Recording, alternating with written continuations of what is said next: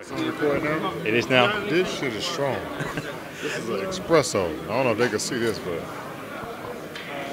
man. James Lupton for Pro Boxing fans. Delighted to be joined as Sugar Hill Steward. How are you doing? Super. Fantastic. Super hyper drinking this espresso. Too much caffeine, that's what it is. Getting you through the camp. Let's talk about, first of all, the influence of Emmanuel. Before talking about this fight, you yourself obviously growing up in the Kronk gym. What influence did Emmanuel have on yourself? My whole life. That's like a father to me, a positive male role model in my life. And that says a lot. I lived with Emmanuel over half of my life. Most of my life I lived with Emmanuel. So I've just been around watching him, watching everything that he did, the way he talked, walked, ate his food, cooked, everything, trained fighters. I've just been there watching him just like that. Do you see much of your trainer style, or much of his trainer style in yourself, I should say?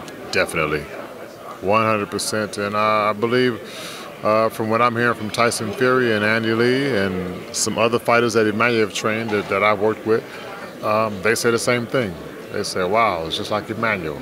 Well, that's where I learned it from. That's who I watched. I spoke to Richard Sloan, the artist of the programme, obviously in the Kronk gym himself back in the day. That's right. Asked him about his memories of Emmanuel. What's your favourite memories of Emmanuel? As long as you know what you're dealing with. That was one of the things he always said. And treat people how you want to be treated. It's easy to make a good decision if you think like that. What was Emmanuel like outside of the gym? And one more thing, get the knockout. And what was Emmanuel like outside of the gym? I know he loved his cars, his barbecues. What was he like? Just like me. I take the same thing. I love my cars, my barbecue. I love being around people, love doing things other than boxing. We never sat around and watched boxing 24/7, which people may believe to think, because I've had people ask me that and say, man, I bet you guys just sit around and watch boxing, talk boxing all day. But no, we did not. Emmanuel said that's almost like being crazy. Always have something outside of what you love to bring you back to love, to bring you back to what you love even more, and it keeps you with the balance. Emmanuel would house his fighters during camp. Andy Lee was one of those guys. What about yourself? Tyson's been over here for a long camp in Las Vegas. How has that helped his preparation? It's helped it because we learned more about each other than we did the previous time that we worked together. So it's very helpful to know your fighter and for your fighter to know you. That, you know, it builds a bond, and you need that bond going into these grueling, competitive fights like this. Now, in the team, there's a new addition as yourself, but also Jacob Stitch Duran. Obviously, in the last fight, the Otto Valiant fight, there was the cut. But the Cutsman George is still in the team. He is second in the corner. What was the thinking behind keeping George and also introducing Stitch into the camp? Tyson wanted the best. Tyson wanted Stitch Duran. Tyson mentioned to me that he said, shit, I fought Klitschko and he was cut. And I couldn't keep the cuts open. Stitch Duran was in that corner. I want Stitch then. That was it. And looking at the fight itself, Tyson Fury, Deontay Wilder, a lot of people are saying it's going to be Fury on points, Wilder by knockout. Fury is saying he's going in for the knockout, and that's why he has hired yourself. Without giving too many secrets away, what are your, not plans as such, but what are you looking to go in for the knockout early, or are you seeing how the fight unfolds? Is there a plan A, plan B, plan C?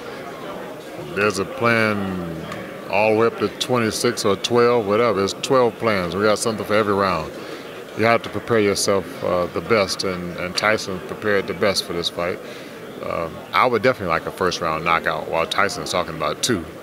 And I would love a second round. Each round, you know, is looking for a knockout.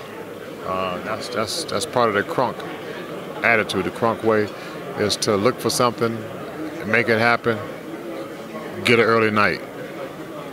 What is the Kronk attitude given Tyson Fury that he may not have had before? Finish him, get the knockout. He said it himself. He wasn't thinking like that. He was just thinking, okay, just, you know, get the victory. Fuck the victory, get the knockout. We wouldn't be standing here right now. I wouldn't be here right now, probably. whole universe would have shifted. But here we are, the perfect storm. And finally, I'll keep it to the last one. I know you've got a queue of people waiting for you, and you're waiting to go have some food as well. Absolutely. After this one, there's talk of the trilogy, there's talk of Anthony Joshua unification. Without looking past this, what would you prefer as a coach? This will be quick. I'm no promoter, manager. Whatever Tyson Fury wants, I'm here to help him. Sugar Hill Stewart, thank you for your time. We've been Pro Boxing fans. We appreciate it.